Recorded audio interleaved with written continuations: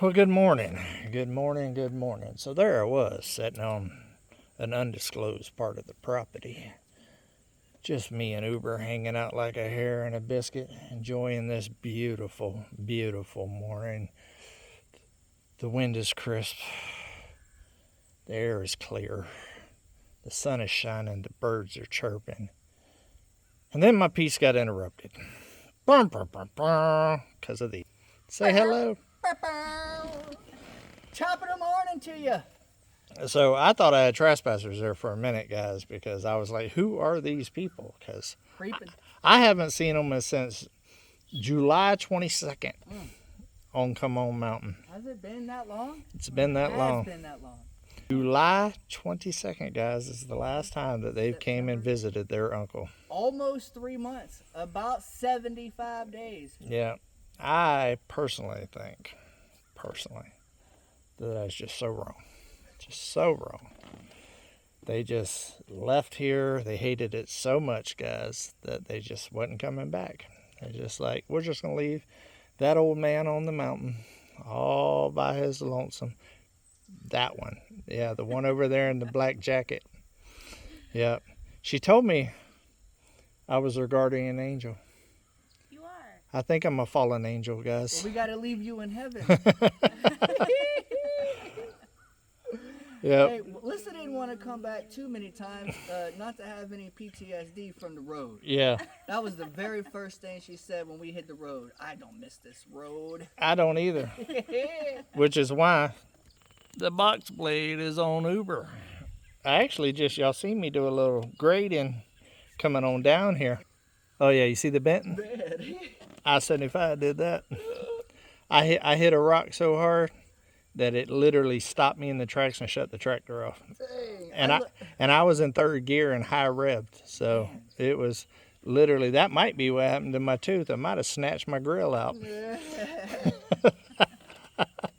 Yeah, guys, they came to get the rest of their stuff today. There'll be video on that on both channels, a little here, a little there. Their version versus my version. If you want the truth, come to my channel. Yeah. But we loaded up some things. They're using my small trailer today to get all of that back. They came to get their stuff because this area right here, guys, is about to make a huge transformation. I have all of my equipment back on Come On Mountain now. I got a new piece of equipment that y'all don't know about. That video will be coming out later on this week, guys. It's a game changer, like for real. Listen, it's a game changer so much, I'm standing in line to change my game. Yep.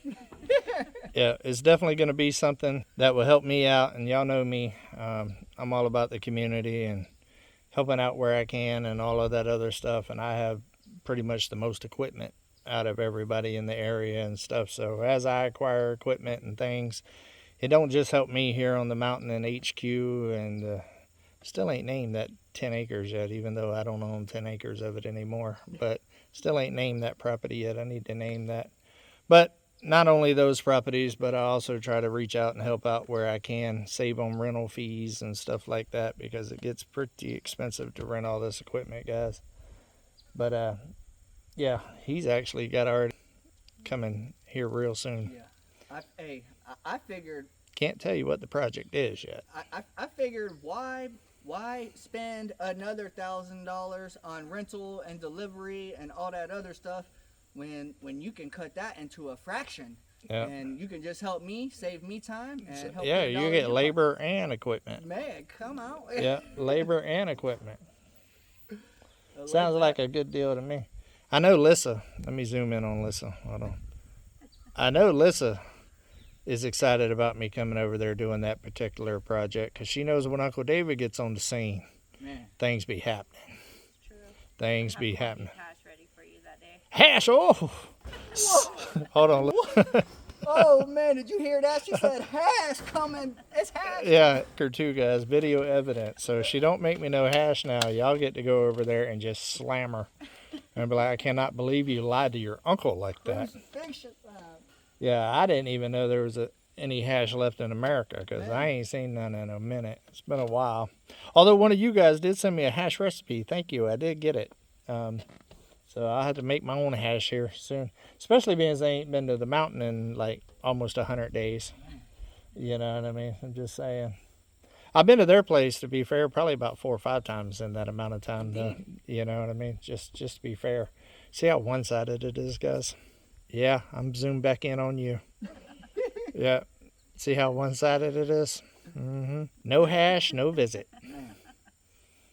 No hash, no visit. I think I'm going to make a t-shirt on that. No hash, no visit.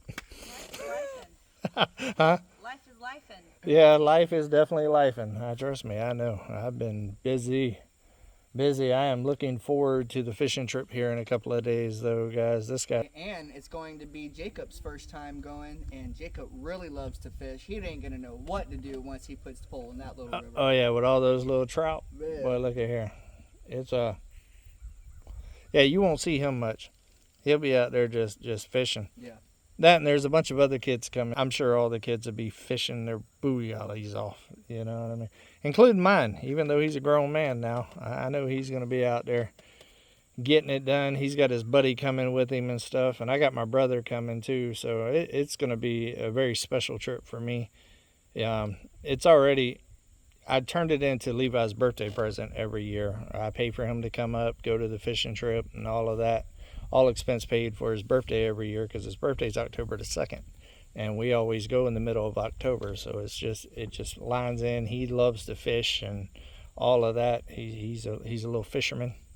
And so it's just a great birthday present. And I actually get a present out of the deal too, because I get some one-on-one time with my son out there in beautiful nature, on a beautiful creek, beautiful scenery, and fishing and just hanging out and that good quality time, making memories that will last way beyond me. So it's a win-win in my opinion.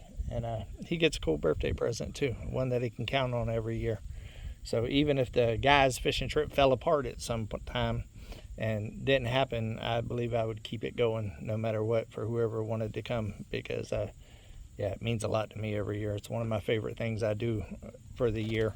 Because y'all see me out here, guys, I work my butt off constantly. I'm constantly moving and grooving and trying to take another step forward every single day.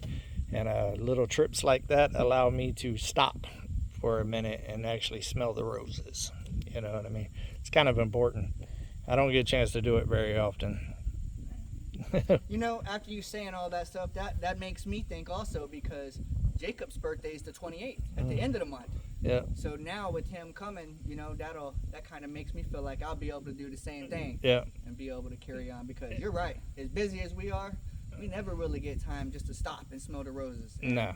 to be able to stop and rip some lips with the suns, Yeah. that's gonna be nice. Yeah. And it's something that they'll remember forever. Yeah. And more than likely it'll start a tradition that they do with their kids later on in life. He still asks me to this day, oh, do you remember in Cedar Key when we went fishing on the boat and we caught, oh, do you still have the picture when I caught, you know? So Yeah. he'll be excited. There's a little bit of tea leaves there right there. I'm not going to express much more of it. There's something big coming over there to the Drift and Dreamers here in about a month. I'm just saying. Y'all might want to go over there and subscribe and check it out, because y'all know how I've been dropping them secrets here lately. Y'all haven't. I've had a few of y'all talking about, man, I can't even keep up with all the stuff that you've been dropping here lately, with all the things that's happening. And like I said, there's 2 big things, guys, that I ain't even put out yet that's coming out this week right here that is true game changers for me here on this mountain. But they got one too. Indeed. It is, it's going to be something that we haven't had in over about 3 years. 3 years. It's been a while. Man. It's been a while. Heart. It's going to be a game changer, guys. It's going to be a game changer. So, like I said, be paying attention. It's about a month out. There's a lot of stuff, guys, like I've mentioned before on here. There's so much stuff going on behind the scenes. Y'all see a very small fraction of what we actually have going on, because we just can't film our lives 24/7. I mean, I wished I could. I wished I had a camera crew that would just follow me, because, boy, look at here at the content. Y'all probably be like, boy, that joker crazy right there. That joker crazy. But I don't have that luxury, so y'all get snippets in the life. And there's always stuff working behind the scenes, always. Like I am a mover and a groover and a deal chaser and all of that, and I got big dreams. And I like tools. I like stuff that's going to make my production with what I do faster, more efficient. And let's be honest, I'm not a spring chicken anymore. I hurt, guys. I hurt like nobody's business. So if I can get the tools to make the job easier and more efficient for me, I'm going to do it, because I've always said tools don't cost money. They make money as long as you're willing to use them. And I live by that. I've lived by that my whole life. That's how I started a steel company. I started buying tools on the sides of every job. If I seen a deal on a welding machine or a hammer drill or something like that, something I used in my day-to-day steel work, I would buy it. And eventually I got enough tools to be able to run a small detail crew. And I started doing detail work for the companies that I worked for after work. After I'd done put in a full 8-10 hour day there, I would go and work another 4 hours after work with my own equipment and making the money, the jangle, and I would reinvest that into more equipment.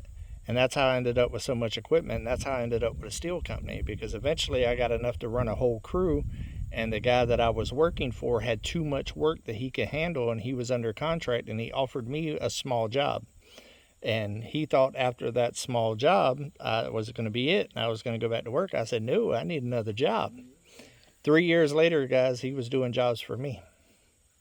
And that's how the steel company came about. So a little back history. I wasn't going to spill those beans, but there you go. It just happens. And he actually worked for me before, too. Yep. I did not know that full story right there. That's Yep. pretty cool to know. But yeah, that is about the time that I moved in with you in Zephyr Hills. Yep. And I got my little taste of the steel world. Yep.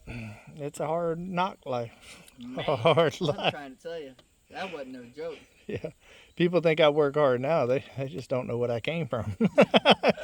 This is actually part-time. I tell you what though, I was comfortable up there walking up on that iron. It didn't bother me one bit. I took to it pretty fast. Oh, yeah. It's just so heavy. Even the daggone cables. The tools that you use are heavy. Your tool belt, my tool belt, guy, we've weighed our tool belts before. Fully bolted up with bolts on both sides to the rim, with all the spud wrenches, spud crescents, the beater, sleever bar. I ain't said all those words in a long time.